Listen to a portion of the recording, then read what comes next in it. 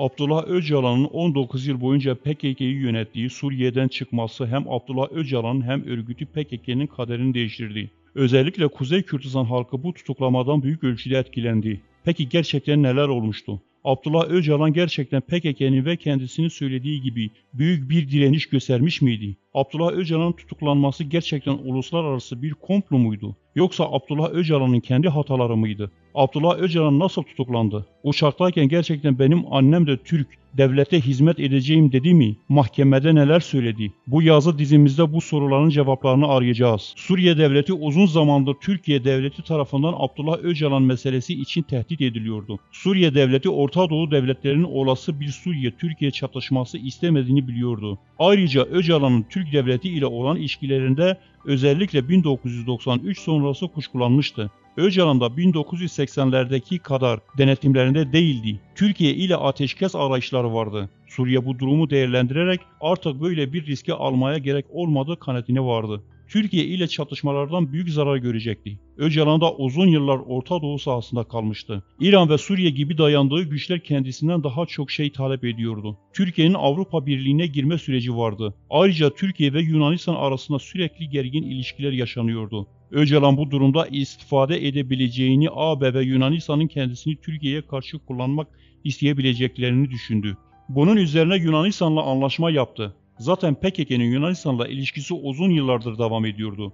Birçok PKK katılımı Yunanistan üzeri oluyordu. Hatta Yunanistan Lavrov mülteci kampında sivil eğitimlere izin vermişti. 1997 yılında ise ilişkiler daha üst bir aşamaya çıkmış ve Yunanistan PKK'nın yeni katılımlara ve silahlı eğitim vermesi için Kenesa ve Dileisi kamplarını kurmuştu. Abdullah Öcalan Yunanistan'la da Suriye benzeri bir ilişkiyi geliştirebileceğini düşünür. 6 Ekim 1998'de eski Yunanistan'ın Ulaştırma Bakanı ve PASOK milletvekili Kostak Budavas bizzat Şam'a gider, Öcalan'la baş başa görüşme yapar. Bu görüşmeden sonra Öcalan 9 Ekim 1998'de Suriye Hava Yolları'na ait bir uçak ile Şam'dan Atina'da bulunan Helikon havaalanına gider. Öcalan bu yolculukta Abdullah Sarıkurt adında düzenlenmiş bir Türk pasaportu kullanmaktadır. Uçakta Öcalan'a Rozerin kodlu Ayfer Kaya adlı bir militan ile Suriye istihbaratından 2 subay eşlik etmektedir. Subaylardan birinin Hafız Esad'ın çok yakın adamıdır. Fakat işler istenildiği gibi gitmez. Öcalan uluslararası önemli güçlerin hem terör listesinde hem de uyuşturucu kaçakçıları listesinde adı geçen bir örgütün lideridir. Avrupa ile ilişkili ülkelerin kendisini kabul etmesi zordur. Havaalanında Yunanistan istihbaratı EYP'nin başkanı Haralambos, Stavrakis ve Stavros Kalenderis ile görüşür. İstihbarat Başkanı Stavrakakis, Abdullah Öcalan'a seni dostumuz olarak görüyoruz. Fakat Yunanistan'a gelişinden Yunanistan hükümetinin haberi yoktur. Türkiye ile sınır komşusuyuz. Bu süreçte siz Türkiye'de çok kanlı eylemler yaptınız. Sizi almamız Türkiye ile savaşmamız anlamına geliyor der. Türkiye ile bir savaşa girmeye göze almayacaklarını ve İsveç'e gitmesinin en iyisi olacağını söyler. Öcalan bu öneriye şöyle cevap verir. İsveç'e güvenmiyorum. Daha öldürülen eski başbakan Olof Palme cinayetinden PKK'yı sorumlu görüyorlar. Benim için sorun olur. Madem böyle, o zaman ben Yunanistan'a siyasi iltica talebinde bulunuyorum. Yunanistan İstihbarat Servisi Başkanı cevaben der ki, iltica senin hakkın ama eğer iltica edeceksen tüm silahlı mücadeleyi ve savaşı sonlandırman gerekir. Öcalan'ın devlet sistemini anlayamadığını bir bakan ve birkaç milletvekilinin devlet kararını değiştirebileceğini görüyoruz. Öcalan'ı Yunanistan'a davet eden devlet değil bir grup milletvekilidir. Bu da Öcalan'ın uluslararası siyasal sistem karşısında ne kadar bir haber olduğunu gösteriyor. Öcalan bunun üzerine Rusya'ya gitmek ister. Rusya parlamentosu Öcalan'a resmi davetiye gönderir. Abdullah Öcalan Yunanistan'ın hazırladığı özel uçakla Rusya'ya doğru yola çıkar ve yanında uçakta bir Yunan yetkilinin de olmasını ister. Abdullah Öcalan'ın Moskova havaalanında Rus parlamentosu başkan yardımcısı Vladimir Jirinovski ile davetnameyi gönderen Alex Metrovanov adlı milletvekili karşılar. Parlamento Başkan Yardımcısı Jirinovski, Abdullah Öcalan'ı kucaklayarak hoş geldiniz der ve elindeki çiçeği ve kırmızı atkıyı Öcalan'a verir. 9 Ekim'de Moskova'ya inen Öcalan, burada Rusya parlamentosunun alt kanadı olan Duma'ya siyasi iltica talebinde bulunur. İltica talebi kabul edilir. Öcalan artık Rusya'da resmi bir ilticacıdır.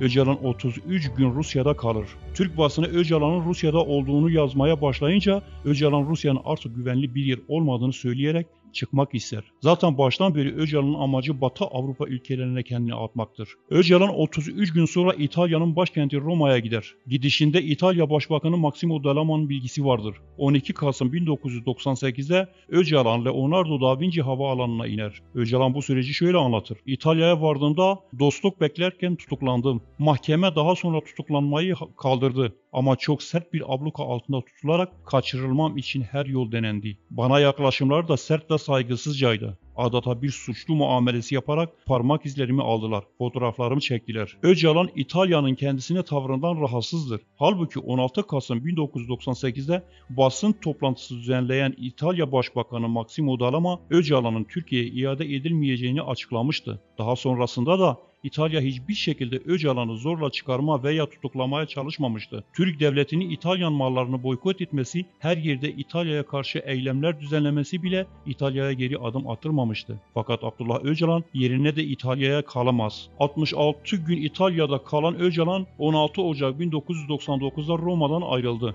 Öcalan ikinci kez Rusya yolunu tutar ve aynı gün 16 Ocak 1999'da Moskova'ya gider. Burada kalış biçimi ve koşulları konusunda anlaşamaz. Rusya onu Suriye'ye geri dönmeyi ikna etmek ister. Bunu kabul etmeyen Öcalan 29 Ocak'ta tekrar Yunanistan'a gider. Yunanistan ülkede kalmasına izin vermez. Belarus'un başkenti Minsk'e gider. Yanında Yunan istihbaratından Kalenderis vardır. Minsk'ten Hollanda'ya gideceklerdir. Fakat onları götürecek uçak gelmez. Tekrar Yunanistan'a dönerler. Yunanistan Ulusal İstihbarat Servisi EYP kendisine zorda olduklarını, ortam sakinleşip bir yer bulana kadar Afrika'da kalmasını uygun olacağını söyler. Öcalan tutuklanmasını her zaman için Yunanistan'a bağlamış olsa da Yunanistan kendisine uluslararası güçler içinde en çok yardım eden güç oldu. Sürekli olarak pasaport ve özel uçaklarla hareket etti. Bunların hemen hemen hepsinde Yunanistan karşıladı. Mesela Kenya'ya yolculuğunda taşıdığı pasaport PKK sempatizanı olduğu bilinen Kıbrıslı ünlü bir gazeteci olan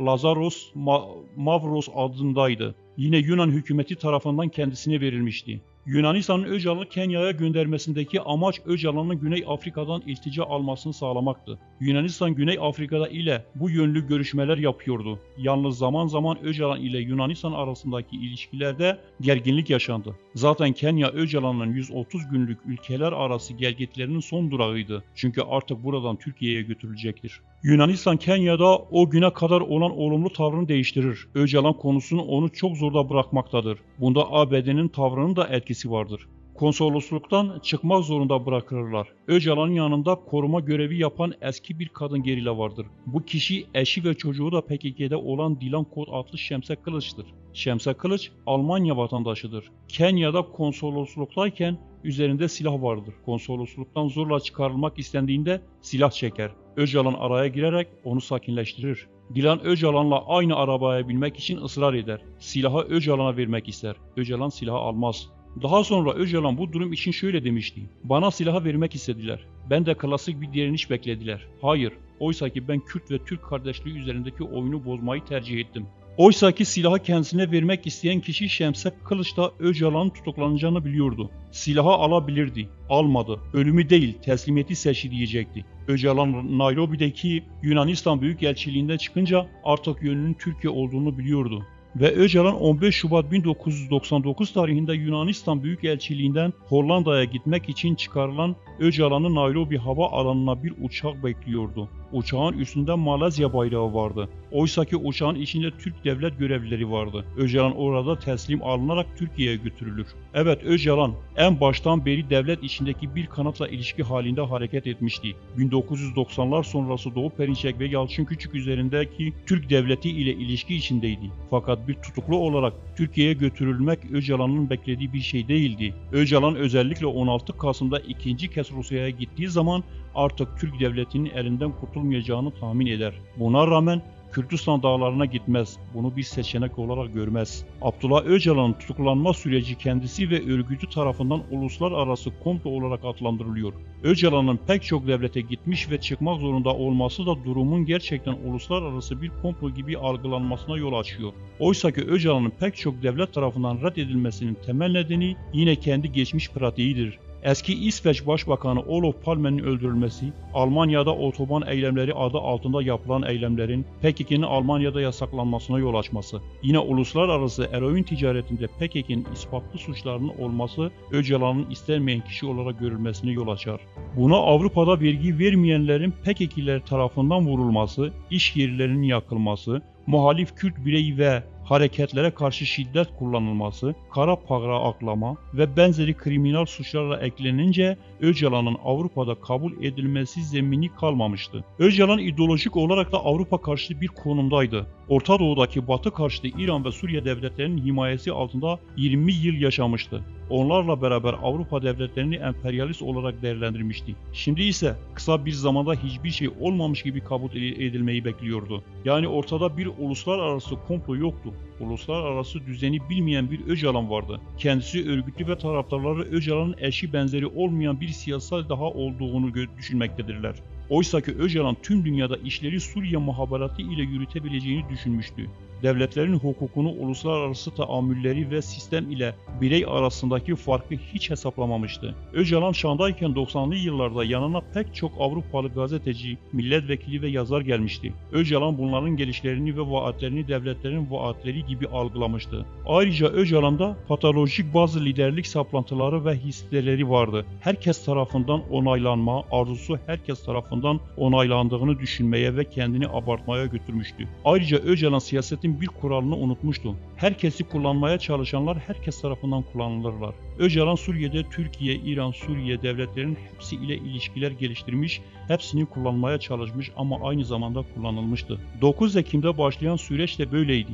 Herkesin kendisine muhtaç olduğu ve onları kullanma arzusu koşulları görmesini engellemişti. Peki Öcalan uçakta kimleri gördü, nelerle karşılaştı? Türkiye'nin rolü neydi? İkinci videomuzda ise bunları işleyeceğiz.